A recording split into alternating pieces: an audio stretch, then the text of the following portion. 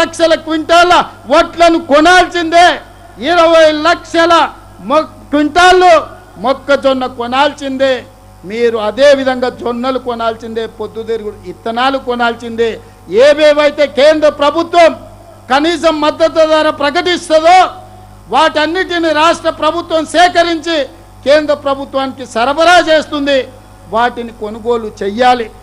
కొనుగోలు చెయ్యకపోతే జూన్ 15 తారీఖు తర్వాత ఖచ్చితంగా కార్యాచరణను ప్రకటిస్తాం. అందుకే మిత్రులారా, ఈనాడు ఆదిలాబాద్ బిడ్డల అనుమతిని నేను తీసుకుంటున్నా. మీరందరూ ఆలోచన చేసి నాకు మద్దతు ఇవ్వండి. తుమ్మిడిఎట్టి దగ్గర గోదావరి జలాల మీద ప్రాజెక్టు నిర్మించాలనా వద్దా? మీరు నిర్మించాలి అంటే పెద్ద ఎత్తున చప్పట్లు కొట్టండి. ఆదిలాబాద్కు 2 లక్షల ఎకరాలకు నీళ్లు రావాలంటే మీరు పెద్ద ఎత్తున చప్పట్లు కొట్టండి.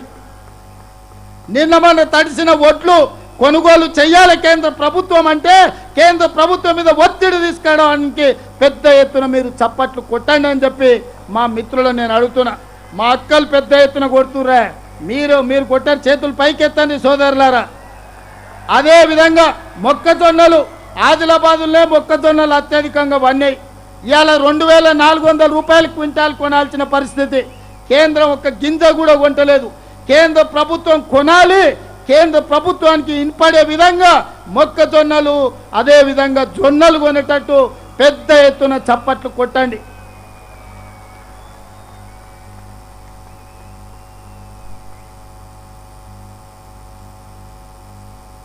ఈరోజు మీరందరూ ఇచ్చిన ఈ ప్రాంతం నుంచే ఈ కార్యాచరణను ప్రకటిస్తున్నాం.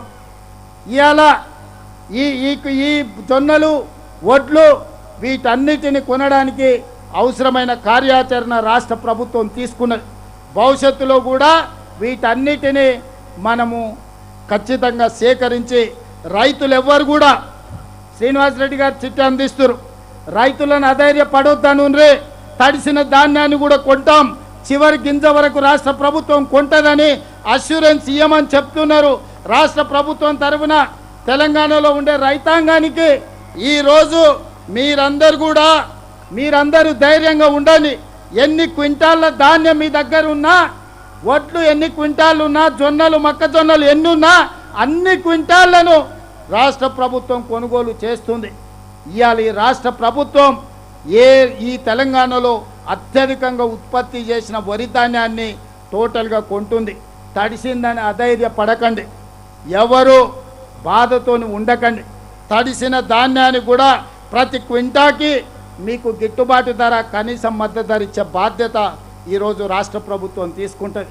ఇక్కడికి వచ్చిన యువకులకు, మీడియా మిత్రులకు కూడా నా సూచన, ఈనాడు మీరు ప్రతి రైతుకు పేపర్లలో రాయండి, ప్రతి గింజ కొంటాం, ప్రతి క్వింటా కొంటాం. ఏ రైతు కూడా అధైర్యపడాల్సిన అవసరం లేదు.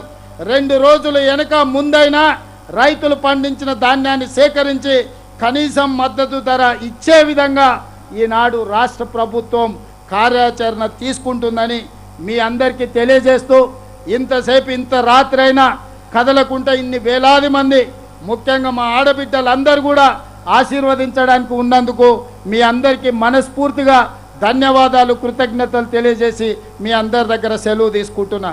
ధన్యవాదాలు మిత్రులారా. గౌరవనీయులైన ముఖ్యమంత్రి గారు, ఇందాక సీతక్క గారు అంటే అచ్చంపేట నుంచి ఆసిఫాబాద్ దాకా అభివృద్ధి ఆనవాళ్ళు ఉండాలని కోరిన వారికి ధన్యవాదాలతో 3 రంగుల జెండా బట్టి సింగమోలే కదిలినాడు ఒక్కరో కాంగ్రెస్ సూర్యుడు మన రేవంత్ అన్న నిగ్గదీసి అడిగే మునగాడు విడు భూమిన వానైతా. గౌరవనీయులైన ముఖ్యమంత్రి గారి చేతుల మీదుగా